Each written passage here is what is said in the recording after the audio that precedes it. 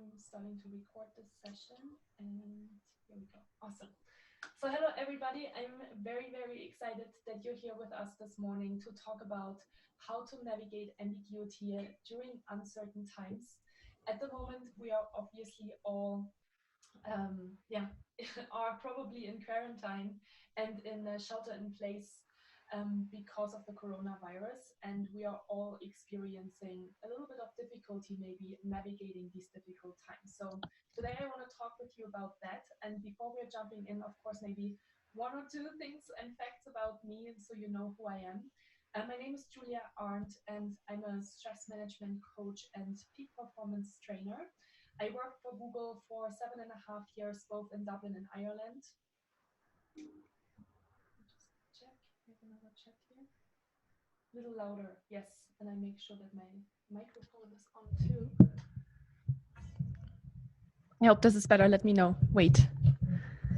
If this is better. Okay, so I am from Germany originally and have lived over 5 different countries in the last 12 years.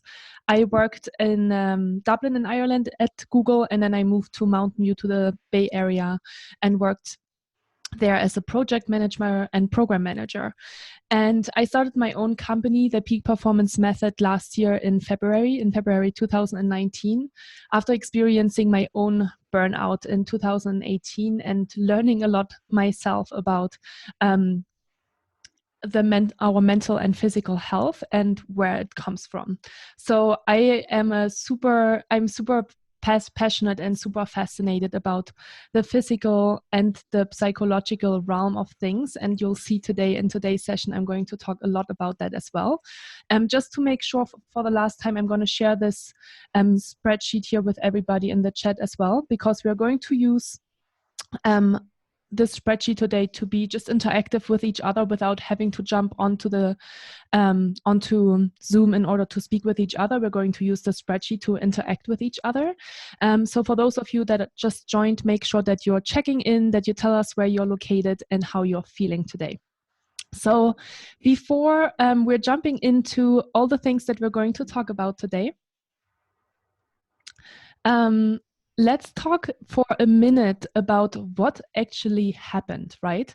Because I feel like over the last couple of weeks, COVID-19 has literally had us stand upside down. And it's not that long that all of these things have happened. And it's been a lot for our nervous system to just understand how we can cope with the situation. So in December 2019, I'm sure absolutely everybody knows at this point that this happened, is that the first case of the coronavirus was reported in China. And then it didn't take very long until the first case was reported in Italy on January 31st, 2020. And I remember really well how I started to really pay attention to the coronavirus. It was not until the end of February where two of my friends that work for a big tech company told me that one of the big conferences got canceled because of the coronavirus, and we were planning to do a girls' trip after the conference. So they told me, oh, we have to cancel because the conference is canceled. And that was the first time where I really realized, oh, okay, this seems to be a little bit more serious than I anticipated. That's pretty crazy. And then you know how it is once you hear about kind of one thing, it just starts to come up everywhere, and all of a sudden I just heard from all different directions, large events are canceled, conferences are canceled, people are really afraid about the coronavirus and its spread. And it didn't take much longer than that on March 1st, the World Health Organization recognized the coronavirus as a pandemic. And then with that, of course, and you know that, and because you're all affected by that, we were all asked country by country. I know that in Germany it started a little bit earlier, for example, than here in California, where I'm based out of now, where we were asked to shelter in place and quarantine at home to flatten the curve, of course, and to make sure that we are all staying safe. So this is a lot. This is a lot for our nervous system, because when we are going through different changes, our brain obviously recognizes that, and our brain is not a huge fan of change. So we're going to talk about that in a second. But I want to encourage all of you today that if change is the only constant in our life, which it is kind of, right? If we are thinking about it, there's always small things that are changing. Sometimes it's smaller, sometimes it's bigger. Then let's get better at how we are dealing with the change. And that's the goal for today's session. So in today's session, I want to talk with you a little bit about how your brain and body respond to change. I want to talk with you a little bit about the growth mindset. And then I'm going to talk with you a little bit more about different stress management tools, one of them, the stimulus gap response model, and how you can better react to change in the future. And as I mentioned, of course, I will have a lot of different exercises in between to keep it interactive. And of course, I want you to take as much as possible away from this session today. So that's the plan. And we're going to jump right into the first exercise to test this out and see if the spreadsheet and our interaction is working well today. And I want you to think about in this first exercise, what are the 2 to 3 biggest things that have changed for you with regards to your work responsibilities since this whole thing with the coronavirus started. So I'll leave this slide up here for another minute so you can see the examples. So for those of you that are watching the recording, this is a time to just take a piece of paper and a pen and to journal about this. And for those of you that are live, let's make sure that we're heading over to the spreadsheet at this point and answer the question in the spreadsheet.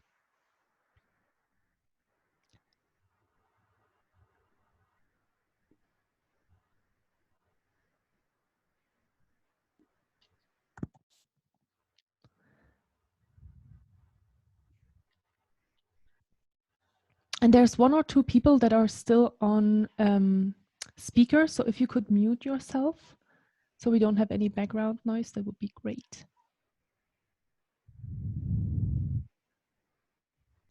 And I'll do it too. Perfect.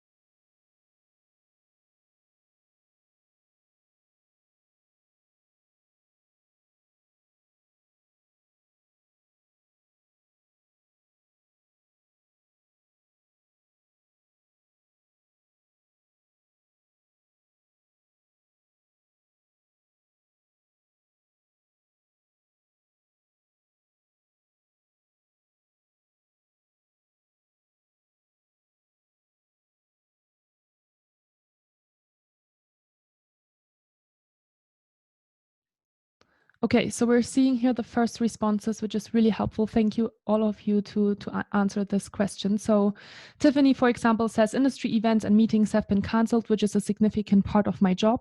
Business is extremely slow and will likely impact employees. Thomas says working from home means office boundaries became meaningless. Everyone in the same time zone shares an office. Many potential new collaborators. Sorry, let me just wrap this text here. People are trying to figure out new priorities. Should you continue working like before or start a new project? Yeah, absolutely. Lina says a consistent routine, commute, work, break time, not being able for face-to-face meetings during the start of a new role. Oh, interesting. Okay. Steven says it's much more difficult to meet people. Here in Indonesia, face-to-face meetings is always preferred, but we have to migrate all to Zoom Hangout now. As a result, things have slowed down. Also, I'm also cognizant of the fact that most people are worried about everything going on in the world right now. Yeah. And then Yash says priorities have changed and everything has slowed down. Yeah. Great. Thank you so much for sharing these. So yeah, so a lot of things have really changed for us over the last couple of weeks. And it's crazy because so much has changed in just such a short period of time, right? And that just shows how fragile our world is, but also how powerful it is on the other hand, and how quickly we can react to a change. So I want to talk with you about what is happening in your brain and in your body right now with all of this different information. And A psychologist that I'm following on YouTube actually put this in a really, really, really nice phrase, and I want to share it with you. She said, our nervous system is constantly scanning our environment to look for threats. And so this is going on no matter if we are in the coronavirus state or not. But this is a really, really important information because our brain always really likes the normal state, right? It likes what we've been doing over a certain period of time. And as soon as something changes, it kind of rings the alarm bells. So first of all, of course, there is change or ambiguity. And what our brains recognize at first is always the threat response. So when the threat response is kind of triggered in our brain, we are automatically our body's response. So let's take a look at what is happening in our body when we're changing. And of course, then we'll move back to the brain as well. So first of all, there's a stress trigger. And this could be anything, right? In normal days, when we are not dealing with COVID-19, it could be standing in a traffic jam, having a work deadline, picking up our kid from school, or being in conflict with another person, or it could literally just be a thought. So even if if something is triggering us from an emotional perspective, that is a stress trigger as well, because the stress response can be triggered by thought alone. And this stress trigger activates our sympathetic nervous system. And that is responsible to release different types of stress hormones in our body, such as adrenaline and cortisol. So what happens then? And I'm sure that all of you have experienced this before. Our brain senses stress, and we are reacting in 3 different ways. We either fight, we run away, or we freeze. And we do this and we are able to do this because our muscles are tensing up. We are having an increased heart rate, our blood pressure and breathing is all increased, and we are ready to fight. And in general, this is a really, really important response of our body, because in prehistoric time, where this response comes from, we needed to make sure that we are protecting ourselves and that we're staying safe. Now, in today's world, we are not really chased by the saber-toothed tiger anymore, but our body doesn't know the difference. Our body cannot differentiate between a perceived physical and psychological threat. So even if it's just the news that we are listening to on the radio or that we are watching on TV, our body reacts the same way to that stress trigger. So we are having this threat response in our brains. And usually what happens, especially at the moment, if you are paying a little bit more attention to what is going on, is that our first reaction is always anxiety, fear, or distraction. And when we are in this state, if both our body and mind, right, because it's all interconnected, when we are in this state, and we are in this fear state or in this distraction state, then it is harder for us to think. And it is harder for us to make decisions. And also what I've been seeing a lot working with my one-to-one clients is that people are generally more aggressive and have more protective behavior, right? We are in this stress state. We are in this fight, flight, or freeze state.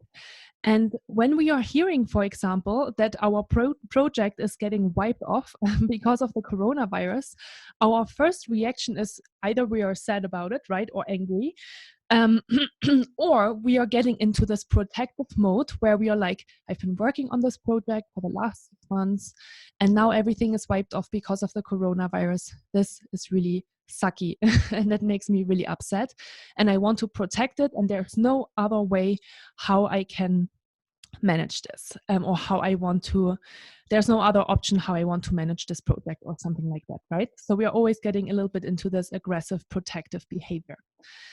And what is the most important, and this is probably the most important information that I want you to take away from today's session, is that your body and brain can only be in the fear state or in this kind of in that safe state. It cannot be in both states at the same time. This is just natural behavior and a natural mechanism in our body.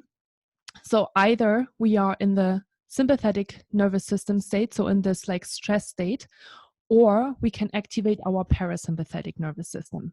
That is helping us to be in homeostasis, right? So we are having psychological and physiological balance for our needs and desires that we have. So really, really important when we are getting triggered, we get into the fear state, or we're getting into this stress state at first. And that is okay, because that's our natural reaction and that will always happen. The question is, how long are you going to stay in that state? And we're going to talk about this now. So what we need to do in order to get out of this state, and also one other comment on this is that I've been talking with a lot of people over the last couple of days, and they said to me as well, for example, now I'm working from home and I feel like I'm working way more than I did before, even though initially I thought that I'm saving 2 or 3 hours of commute time. But now I'm working from home. I have, of course, a lot more time to work because I'm just sitting at my desk. And instead of working 9 or 10 hours per day, now I'm working 14 hours a day. And I still feel like I'm not as productive. And we're talking about this because there's a reason why we're feeling this way.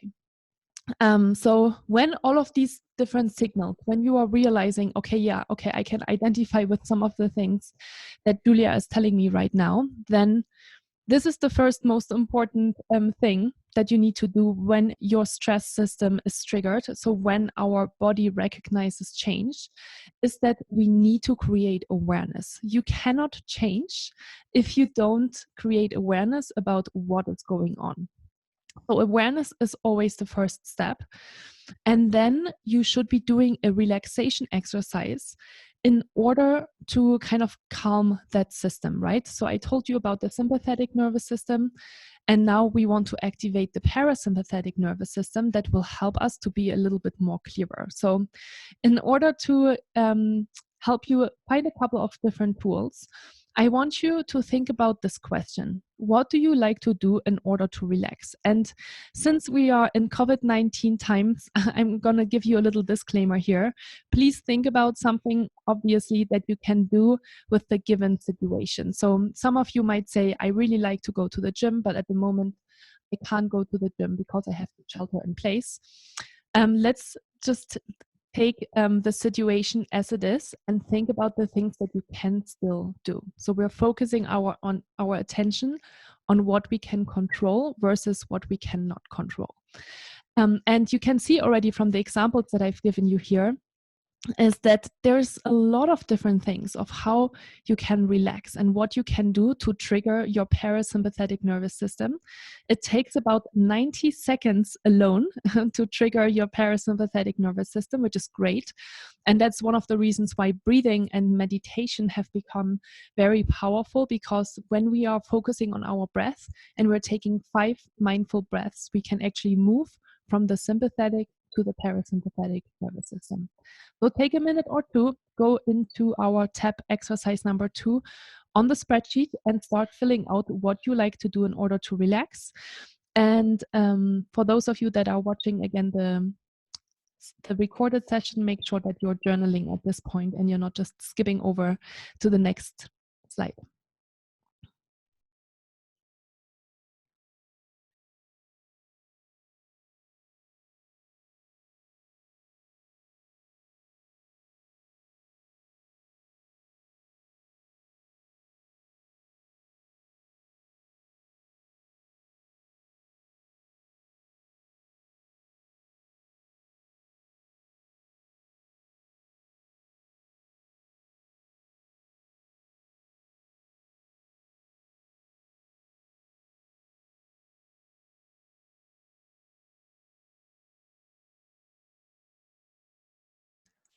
Awesome. We got already a couple of responses here, so I'm going to start reading them out. So Tiffany likes to go for a walk, get fresh air, take a bath, do yoga, or take a nap.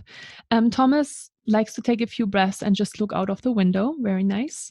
Linda says taking a walk outside for fresh air and cooking. Wade says workout, journal, walk, and talk with a friend. Steven says taking a walk outside, breathing fresh air, and drinking matcha. Awesome. Great. Yeah, so all of you know what to do in order to relax. Sometimes we like to forget about this, but there's actually really simple tools that we can apply in order to activate our sympathetic nervous system. And again, and I told you before, the most important thing is that we are creating awareness. Especially at the moment when we're working from home. And next week, we're talking a little bit more about best practices on how to work from home and be productive.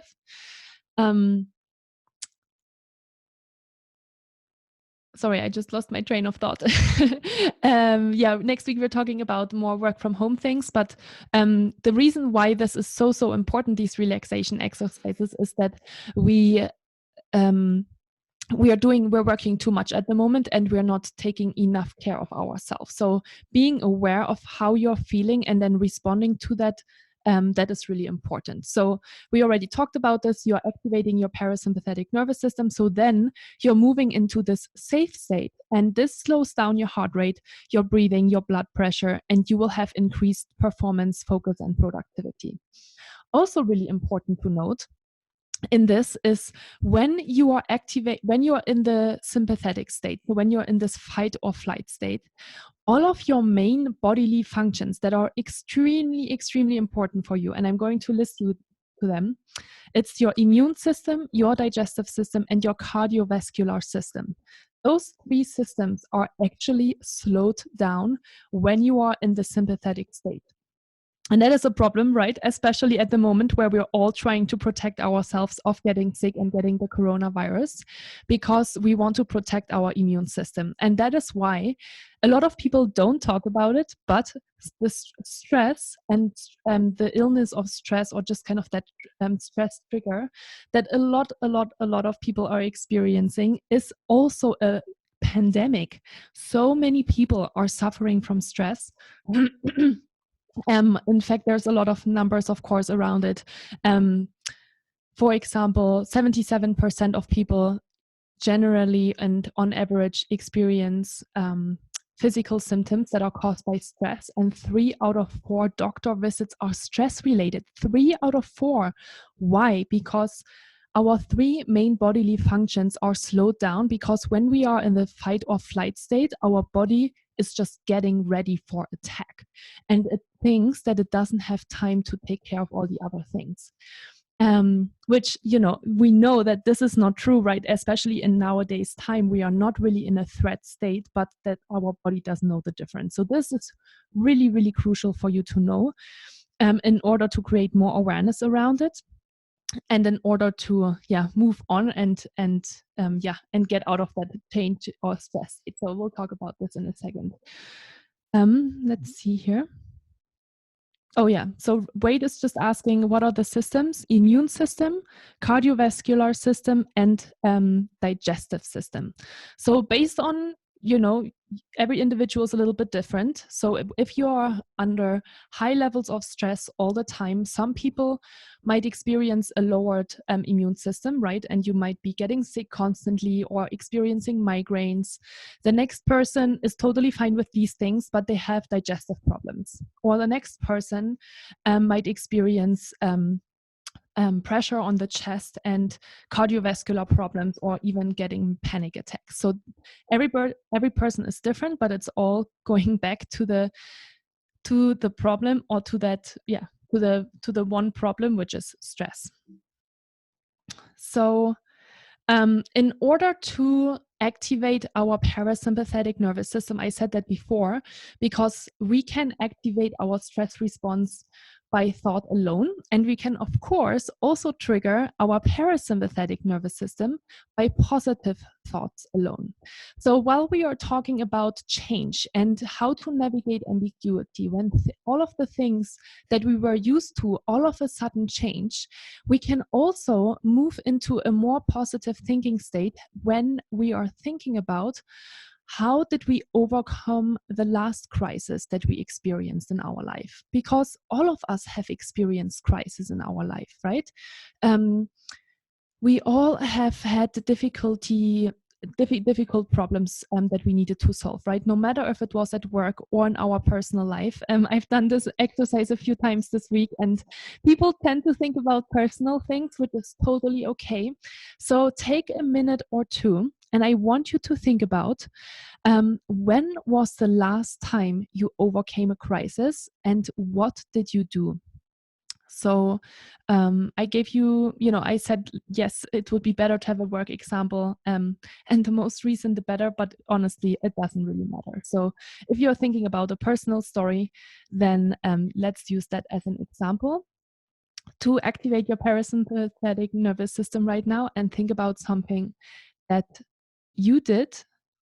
First of all, something that you experienced and that was difficult for you, and then what did you do in order to overcome it?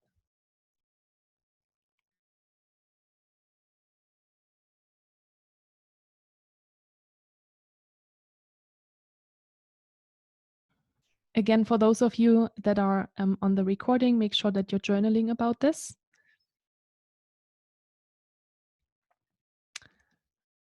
And here it is. Great.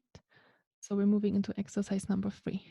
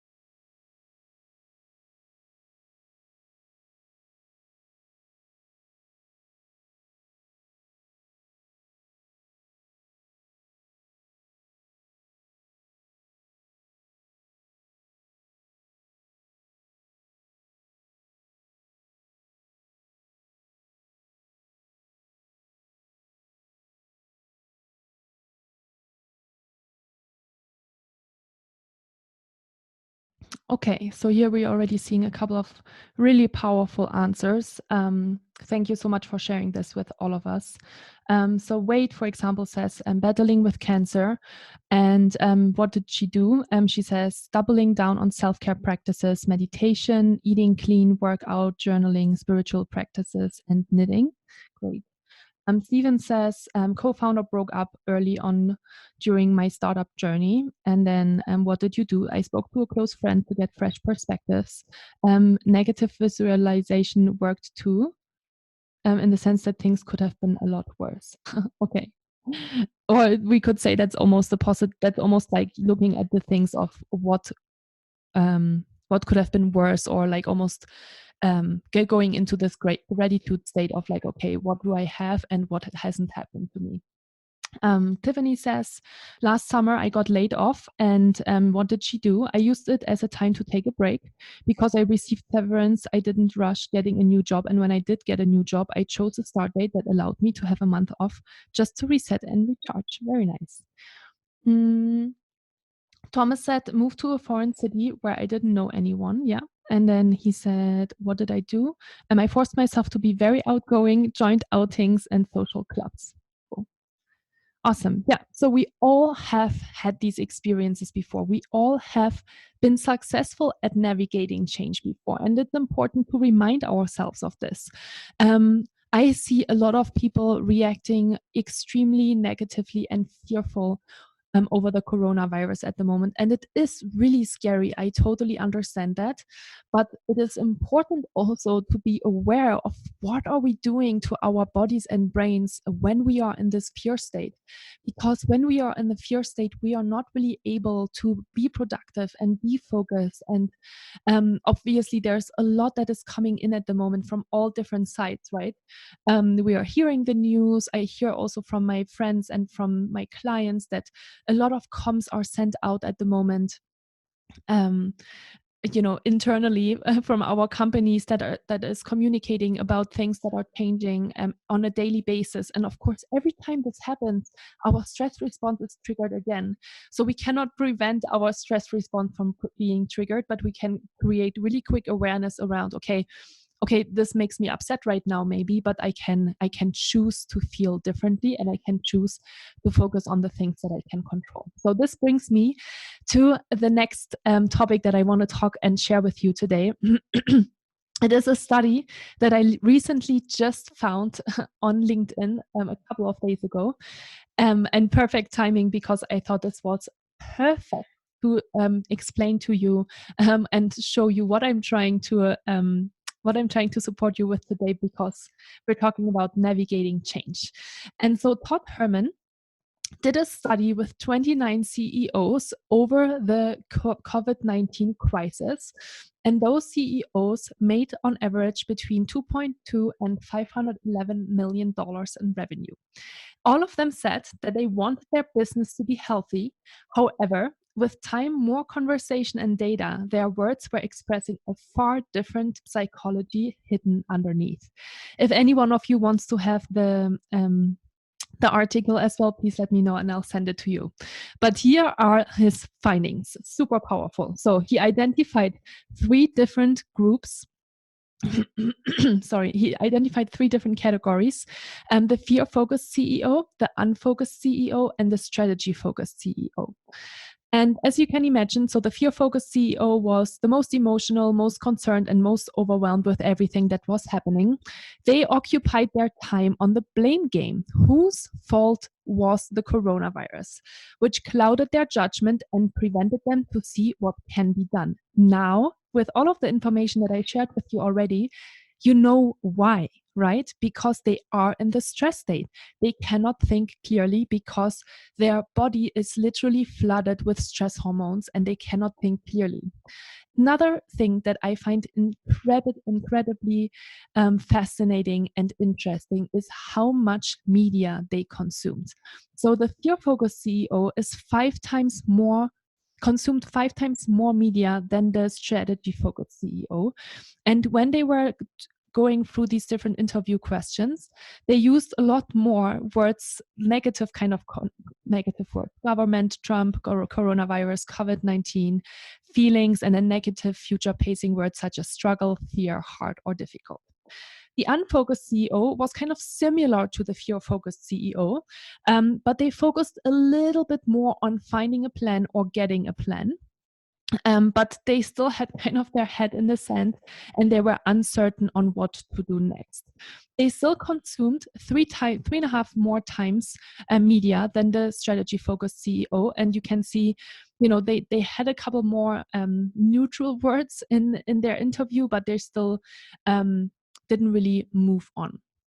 And then the strategy-focused CEO was the CEO that was focusing on taking what is given and using it to still focus on the opportunity and the growth that they can have in this new situation. I really like this as well. They didn't say how much media they consumed, but they said they are 3 times more likely to know about Taiwan's response to the coronavirus, which is the country that responded to the coronavirus extremely well.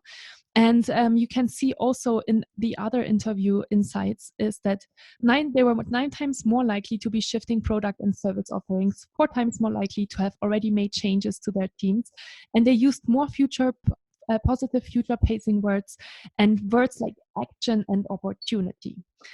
And this is literally this is the perfect example, which is why I like this article so much and I wanted to share it with you, because it really shows what we can do as well as an individual when we are experiencing change.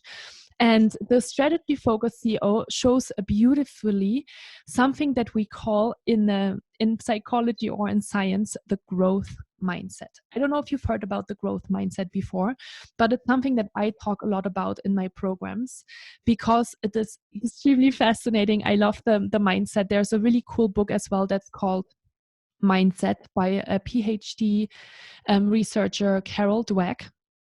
And she talks about a lot of different studies and tests they did with people that were either in the fixed mindset, which the first two categories showed very, very well, and then the growth mindset. And when we are talking about developing and building resilience and navigating change, those are the people that show the growth mindset. Those are the people that use a challenge as an opportunity to grow. They don't think that a challenge or a failure is a sign of their limits, but they take it on as really as an opportunity and as something that they can learn from. And so I encourage all of you to start applying the growth mindset because, again, Carol Dweck in her book Mindset talks about how powerful it is to really just change your awareness around how you are thinking. So you can stimulate your own response and you can choose how you want to think. And in their tests, for example, they did a lot of tests with students and also with employees and organizations. And they did different tests, and they usually had two different subgroups. One group was given a problem, and they literally told them, you have the growth mindset. They didn't call it growth mindset, of course, to not give away what they were trying to test, but they were saying you have the opportunity to change, you can find different solutions. And then the other subgroup was the fixed mindset, and they told them there's nothing you can change. And obviously, every time the group with the growth mindset characteristics showed like incredible advances and incredible ideas of the problems that they were given, and the fixed mindset just didn't do really anything. So here is my invitation to you to start think in the growth mindset. Learn how to deal with your stress. Work on your flexibility. Learn, we talked about this in the very first slide.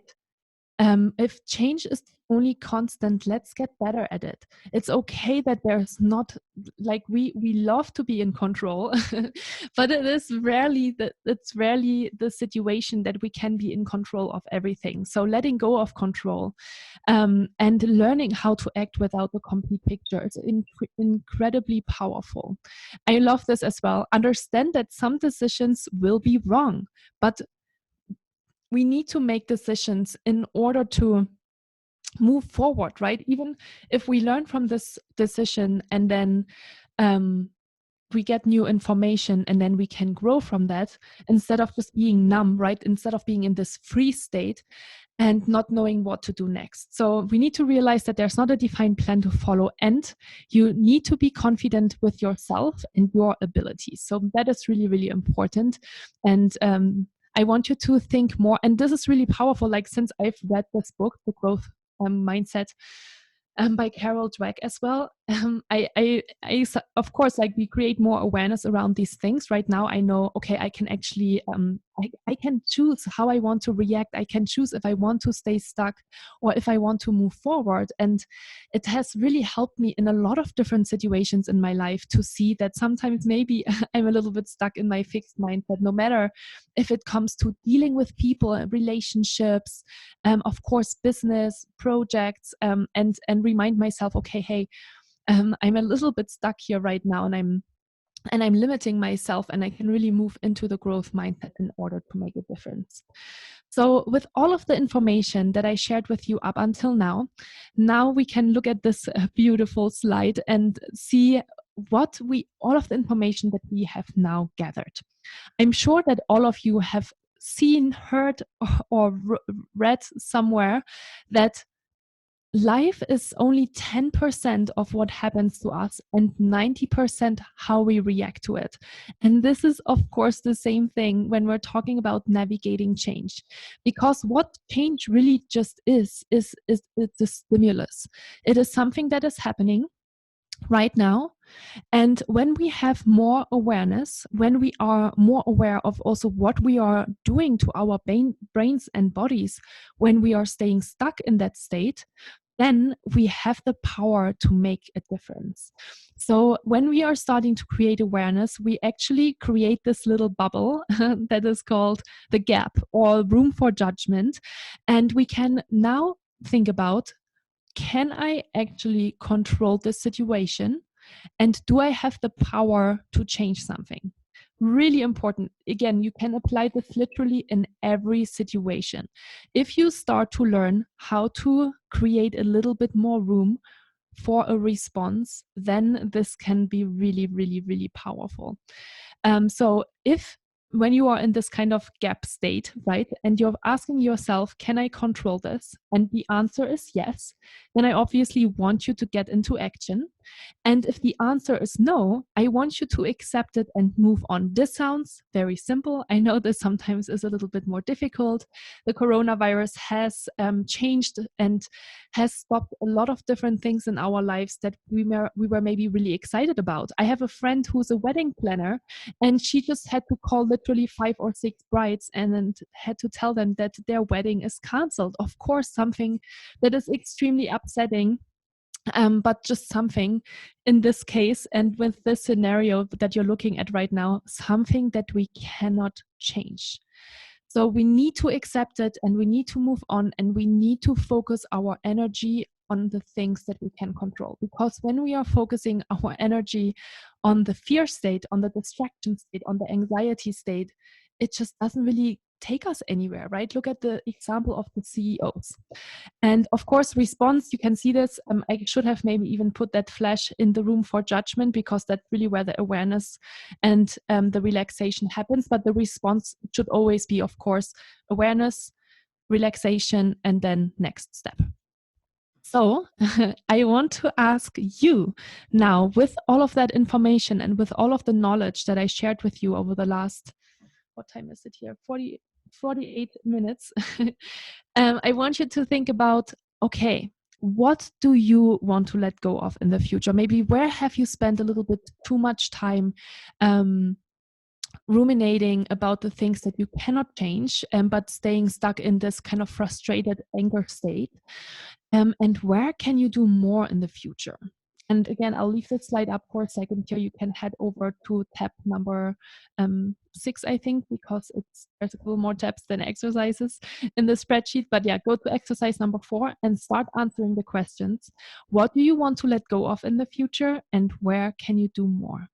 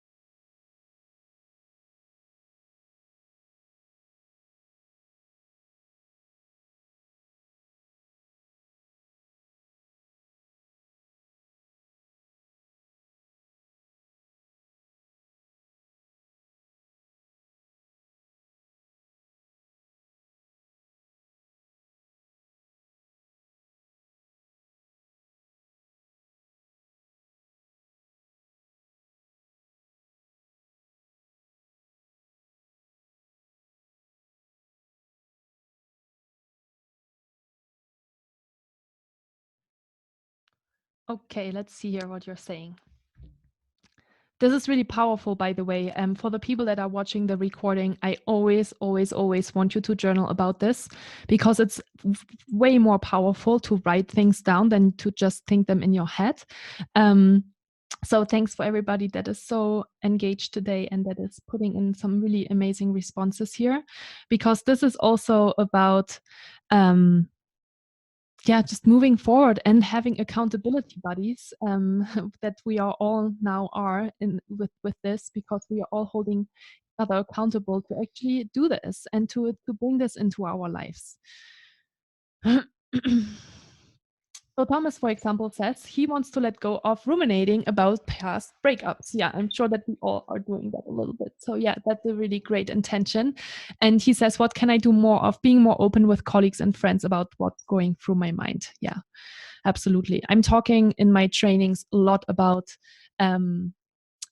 just vulnerability in general. I don't know if you're familiar with Brené Brown, but she's obviously the vulnerability expert, and her books are amazing. And I really try to bring more vulnerability into the workplace as well, because there's no work-life separation anymore, but more of a work-life integration. And we are bringing our whole selves to work. And I think because of that, it is a lot more important to also share what is going through our mind and what we are struggling with sometimes as well. Lina says, I want to let go of my fear of not being good enough or doing enough.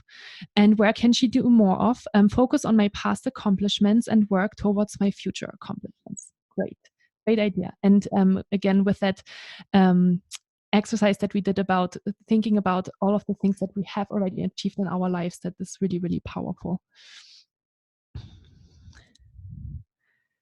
Yeah. And then here's a question about the author on vulnerability.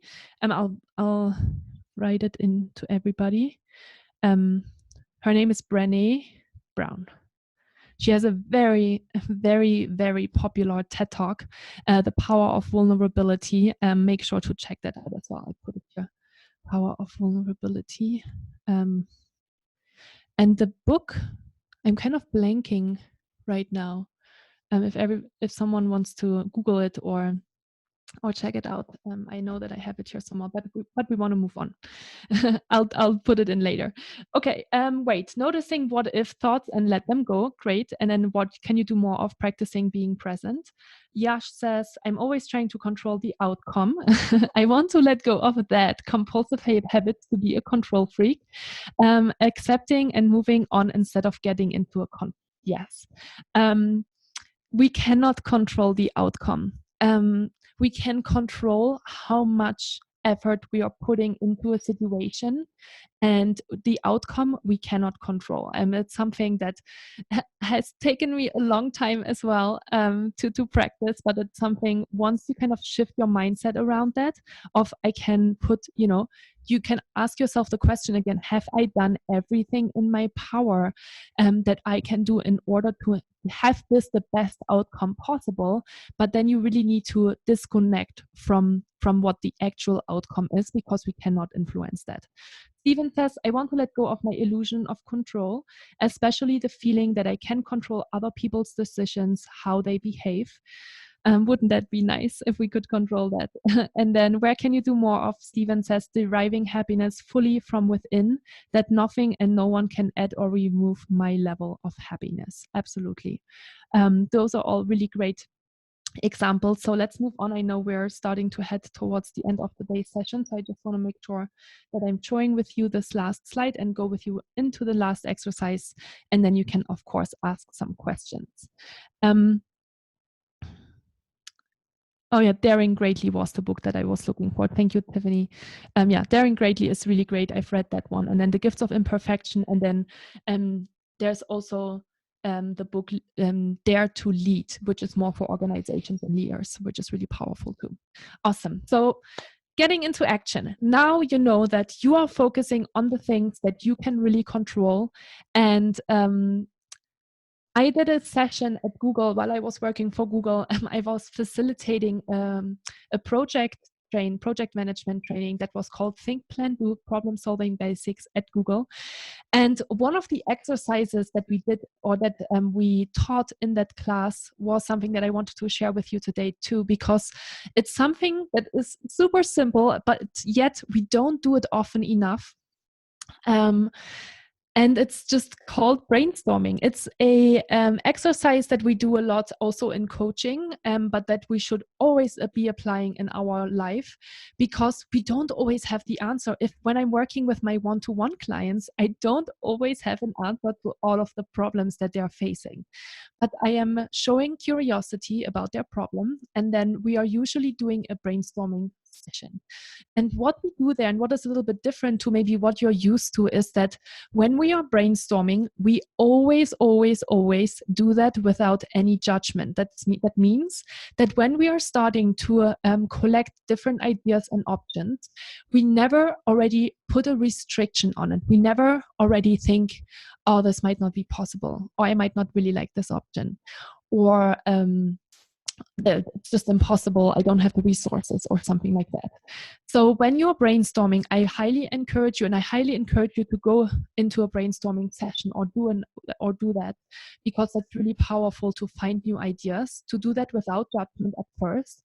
And then only once you have 5 to 10 ideas on your piece of paper, then you can go into, okay, now that I have all of these great ideas, let me think about, can I maybe combine them?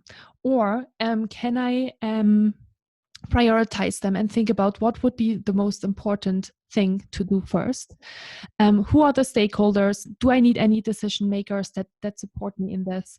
And then you can really think about, okay, what is the best option going forward? So for the last exercise today, I want you to think about, what is one step, only one, that you want to take in the next 7 days, given your current situation, and maybe given something that you're challenged by or that you are struggling with at the moment. Because we all do. We all have these little things, and we all should be focusing on something that we should be doing. And another thing that we get really quickly overwhelmed with is when we when we are presented with a new challenge and we think there are 500 things to do in order to start taking control of that situation.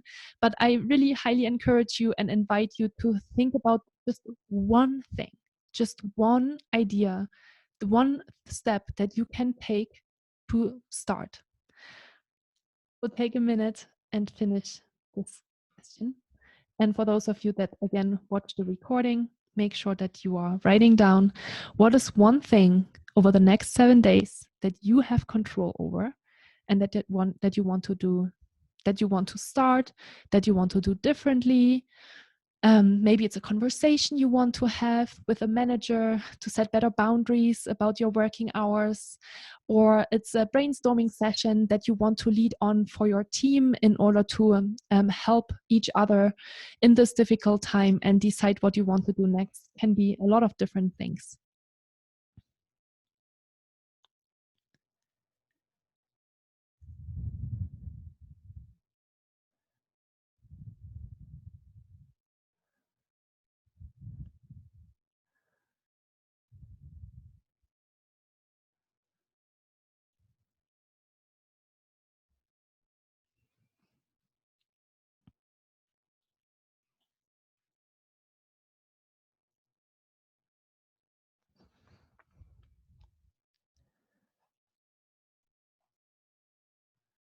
Thomas says, schedule time and go through a brainstorm session for what project to best devote my time to. Awesome.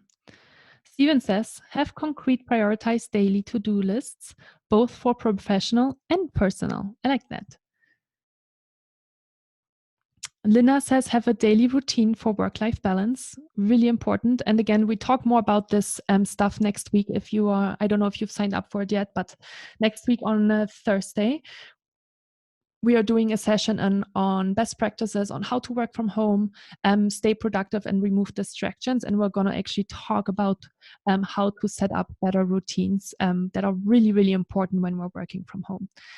Wade says, stay consistent with my meditation practice because I know that helps me stay present. Great.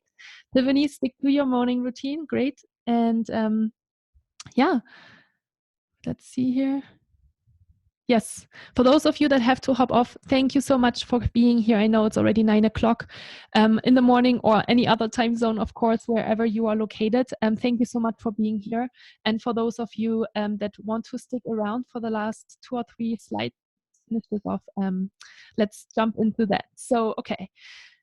We did the exercise number 5. And when I was preparing this deck, I was looking for the definition of ambiguity. And the very first thing that came up in Google search was the quality of being open to more than one interpretation. And I thought it was really beautiful. And I never thought about ambiguity like that before.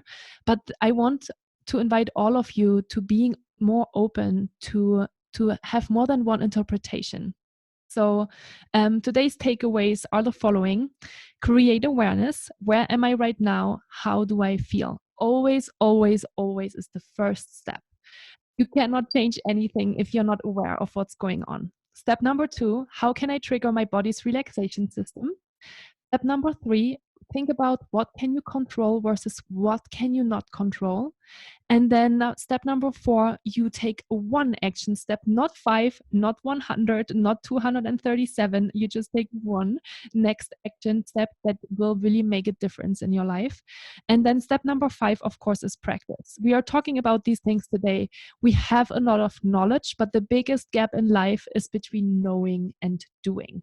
So do it, like test it out, evaluate how it went, make a decision, even though it might not be the right decision at the beginning, and then evaluate the outcome and iterate along the way. So this is it from me today. A couple of last things. So in the spreadsheet, for those of you that are in the live session, you have the main takeaways. So copy them out if you want to. Maybe put them on your desk and remind yourself of this list on a daily basis. There is a little feedback form that I have. It's only 3 questions. It will literally not take you more than a minute. So if you could just copy this and rate the training right now, do it right now, and just get it done with. I would really appreciate your feedback. And then in the last tab here, you also have my contact information. As I mentioned, next week on Thursday is the next free session. We're going to speak about best practices on how to work from home.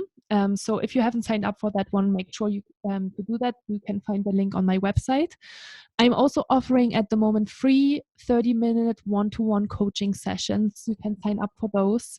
And I'm also offering these trainings, so the exact training that you went through today and also the one that I'm doing next week on Thursday, I'm offering them to teams. So if you think this information is helpful and you would like to do this with your team because you think that there's more people that would benefit from this information, just fill out the form and I'll get in touch with you and we can schedule a session for your team as well. So that's all I wanted to say. Other than that, if you have any questions, feel free to pop them now into the chat or put them in the spreadsheet or send me an email afterwards. And yeah, I'm really, really grateful that you all have been here. So thank you so much. Thank you, Stephen. He says, thank you so much for running this, Julia. Super duper helpful. Something absolutely needed amidst this trying time. It's my pleasure. Maybe I'll do another session if more people are interested to do a how to navigate ambiguity again. I'm more than happy to run another live session as well. I love to talk about this topic, as you can probably tell. And it's always, of course, more engaging and motivating for me as well if it's live and I have a couple of people that are engaging with me and that are giving me those wonderful insights. So thank you for you. I'm really happy and grateful that you're here. Thank you so much. Extremely helpful and relevant. Thank you so much, Julia. The session was very helpful. You're very welcome. I wish you a wonderful day. Think of my words when the next time you're watching the news, maybe reduce that a little bit. And I will share the link of the article here as well if you want to read it. That's the one that I talked about with the psychology of CEOs. And yeah, thank you so much. Thanks for being here. And I really, really hope to see you next week in next week's Thursday session as well. Take care and have a wonderful day.